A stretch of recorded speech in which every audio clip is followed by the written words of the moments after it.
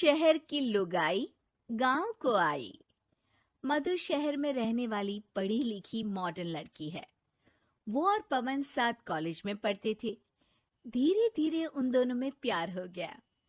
पर पवन गांव में रहने वाला एक साधारण सा लड़का है। मधु के पिता हमेशा उसे ये बात कहकर ताना देते हैं। तुम वहां गांव में कैसे एडजस्ट करोगी? शादी करके तुम गांव तो चली जाओगी, पर अपनी सारी मॉडर्न सोच और चीजें यहाँ शहर में ही रख कर जाना।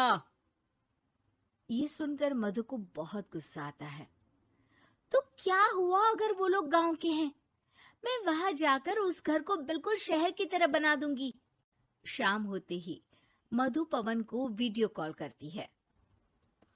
अच्छा हुआ तुमने वीडियो कॉल कर लिया। हाँ, मैं तुम्हें आज अपनी माँ से मिलाता हूँ। अरे बिट्टू, क्या कर रहा है? ये क्या है? दूर करना इस टुनटुने को। जाने कौन दिख रहा है इसमें तो। अरे माँ, आपकी बहू का वीडियो कॉल है। आप इसमें अपनी बहू से आमने सामने बात कर सकती हैं। नमस्ते माँ जी, कैसी हैं आप?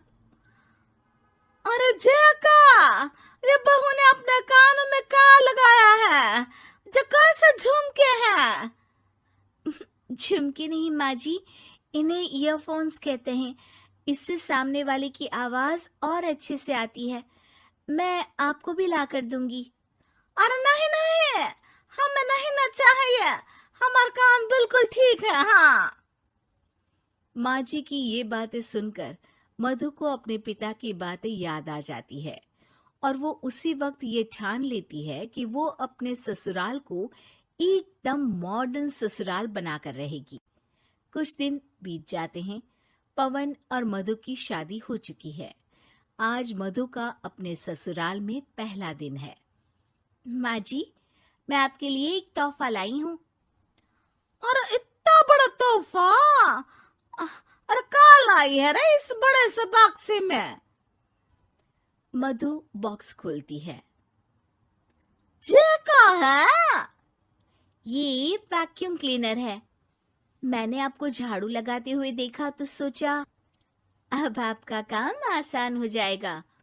अरे वाह बहू वाह, तूने मुझे झाड़ू लगाते हुए देखा तो तू मेरा हाथ से झाड़ू लेकर खुद भी तो लगा सकती थी ना। पर नहीं, तूने तुझे मशीन लाकर मेरे हाथ में दे दी कि यह काम हमेशा मैं ही करूं। ये आजकल की शहरी छोरियां बिल्कुल नहीं बदलेगी।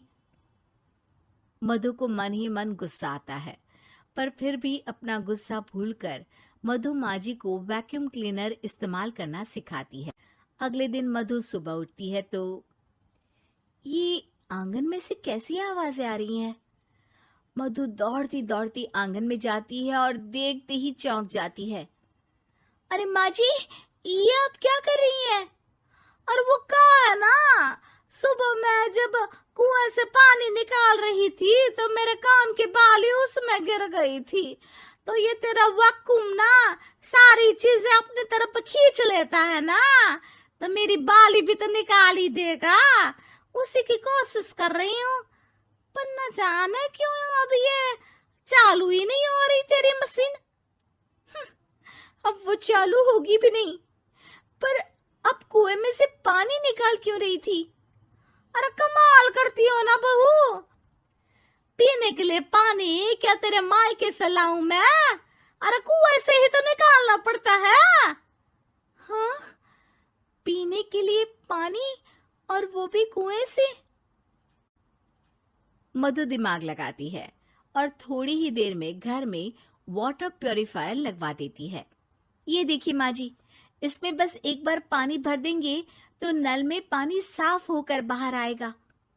अरे वाह रे बहू, ये तो बहुत ही बढ़िया चीज है। रात हो जाती है।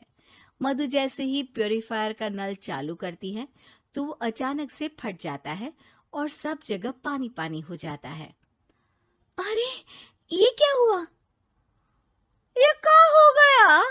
मैंने तो बस इसमें उबला हुआ पानी डाला था, ये इतनी जल्दी खराब हो गया। अरे ये सारी शहरी चीजें सब ऐसी ही होती है कबूरी।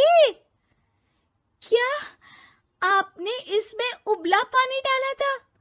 हाँ तो फिर पानी तो तभी साफ होगा ना जब उसे उबालेंगे।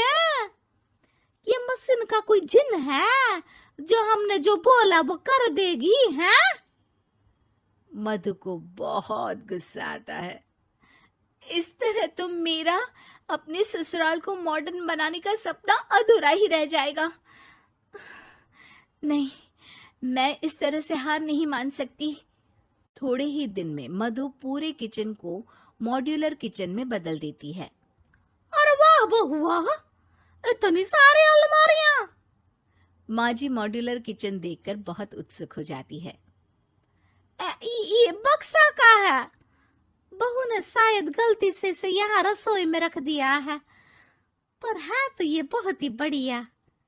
अगले दिन सुबह, अरे मायरी क्या हो गया? मैं तो बर्बाद हो गई।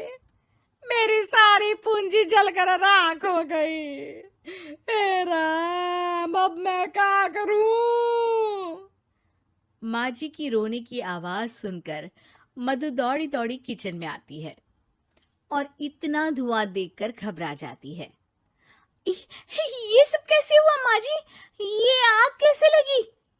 ये सब तेरा इस मॉड्यूलर किचन की वजह से हुआ है, और ऊपर से तूने तिजोरी जो रसोई में रख दी थी, मैंने जैसे ही अपने गहने और पैसे इसमें रखे और बाहर से इस ताले को घुमाया, ये तो 5 मिनट में ही आग बबूला होकर फट गया।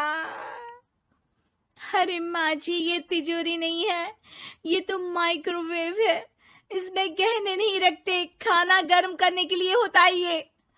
और ये जो आपने घुमाया ना, ये ताला नहीं है, आपने इसके टेम्परेचर को फुल कर दिया, इसलिए ये फट गया। माँ जी और जोर जोर से रोने लगती है।